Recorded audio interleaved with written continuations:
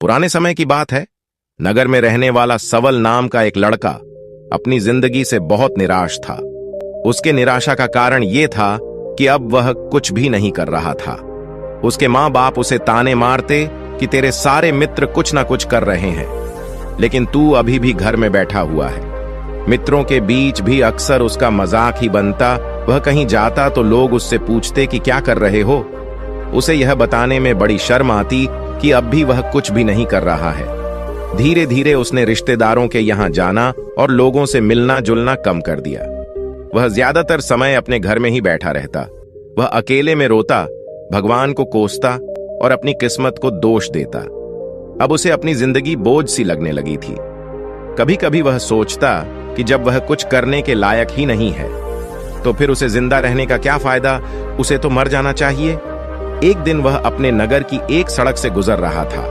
तभी उसने देखा कि एक गुरु दुख के ऊपर प्रवचन दे रहे हैं। वह भी उस भीड़ में जाकर बैठ गया और गुरु के प्रवचन सुनने लगा। गुरु बोल रहे थे कि दुख एक गुरु की भांति होता है जो हमें जीवन की सच्चाई दिखाता है और हमें सही से जीवन जीने का तरीका सिखाता है। आप चाहे तो अपने दुख रूपी गुरु से जीवन जीना भी सीख सकते हैं और चाहे तो उस दुख में डूबकर बैठकर रो भी सकते हैं। सवल भी गुरु की ये सारी बातें ध्यान से सुन रहा था, लेकिन उसे गुरु की ये बातें सही नहीं लगी। उसने खड़े होकर कहा, दुख कुछ भी सिखाकर नहीं जाता, सिर्फ पीड़ा देकर जाता है। दुख की पीड़ा अनंत होती है, ऐसा लगता है। इसके बाद कुछ भी नहीं होने वाला, कुछ भी नहीं मिलने वाला। मृत्यु भी उसके सामने छोटी लगने लगती है। गुरु ने कहा, आखिर क्या दुख है तुम्हें? सवल ने अपना सारा दुख गुरु के समक्ष कह सुनाया और पूछा, क्या आपके पास मेरे इस दुख का कोई समाधान है?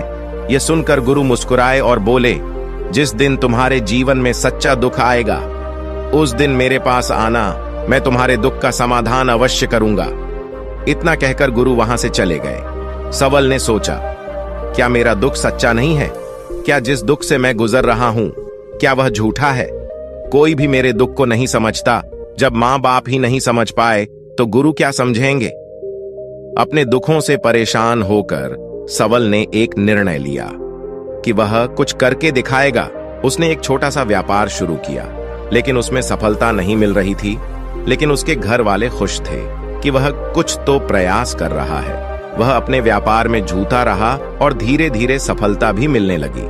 फिर उसने रफ्तार पकड़ ली। सिर्फ 3 साल के अंदर ही वह एक बड़ा व्यापारी बन गया। अब सवल के चारों तरफ ऐसे बहुत से लोग थे जो उसकी चिंता करते थे।